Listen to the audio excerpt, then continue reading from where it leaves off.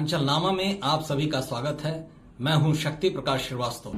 दोराहे पर तेल संकट। अमेरिकी राष्ट्रपति डोनाल्ड ट्रंप के प्रयास से 107 दिनों तक अमेरिका और ईरान के बीच चले तनाव का बीते दिनों ऐतिहासिक शांति समझौता हुआ था। पूरी दुनिया में खुशी की लहर छा गई थी, लेकिन अभी ये खुशी ठीक से दुनिया के सारे देशों तक पहुंच भी नहीं पाई थी कि समझौता धड़ाम हो गया। ईरान ने एक बार फिर स्ट्रेट ऑफ हॉर्मुज को बंद करके अमेरिका को इसके लिए सीधे तौर पर जिम्मेदार बताया है।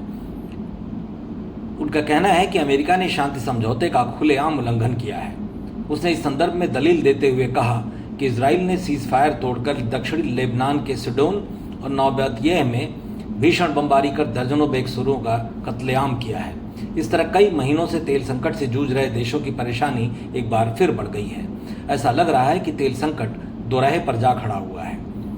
बीते दिनों ही अभी अमेरिका और ईरान ने युद्ध और युद्ध से उपजे तनाव को अस्थायी तौर पर शांत करने के लिए एक शांति समझौते पर हस्ताक्षर किए थे।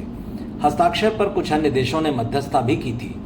शेयर बाजार में भी इस समझौते का असर देखा गया, लेकिन अभी चंद रोज भी नहीं बीते कि समझौता बेमानी साबित होने लगा।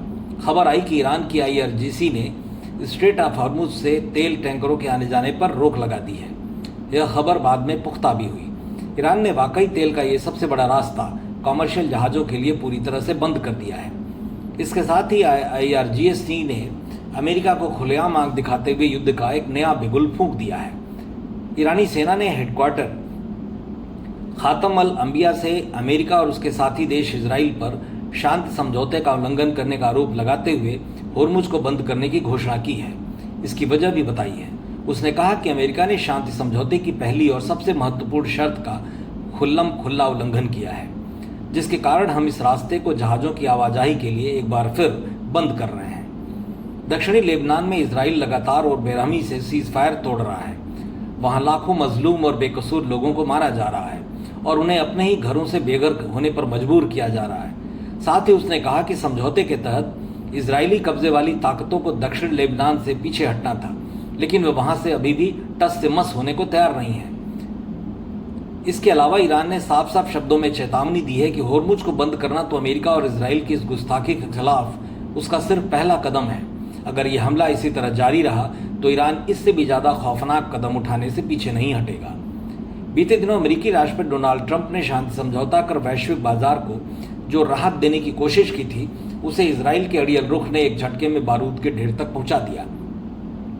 ईरान ने साफ शर्त रखी थी कि युद्ध रोकने के लिए इजरायली सैनिकों को लेबनान से बाहर निकलना होगा, मगर अमेरिका के शांति समझौते से नाखुश इजराइल ने पीछे हटने से इनकार कर दिया है और लेबनान में हिजबुल्लाह के ठिकानों पर ताबड़तोड़ हमले जारी रखे हैं। नतीजा यह हुआ कि अमेरिका और ईरान के बीच की यह नाजुक कूटनीतिक डोर एक झटके में टूट गई। शुक्रवार को ही इजराइल और हिजबुल्लाह के बीच एक हमले के बाद सीज फायर पर सहमति बनी थी, जिसमें 18 लोगों की जान गई थी, लेकिन शनिवार होते होते इस सीज फायर का जनाजा निकल गया। इजरायली सेना ने दक्षिणी शहर सिडोन के पास एक गांव पर शनिवार को दोबारा हवाई हमला किया, जिसमें कम से कम 7 लोगों की मौके पर ही मौत हो गई। लेबनान की सिविल डिफेंस एजेंसी के मुताबिक दक्षिणी लेबनान के नबातिये जिले में हुए इजरायली हमले में 16 और लोगों की जानें चली गई। इन हमलों के बाद हिजबुल्लाह के सांसद हसन फजुल्ला ने शनिवार को कड़े शब्दों में कहा कि उनके संगठन के पास इजराइल के इन खूनी हमलों का मुंहतोड़ जवाब देने का पूरा अधिकार है।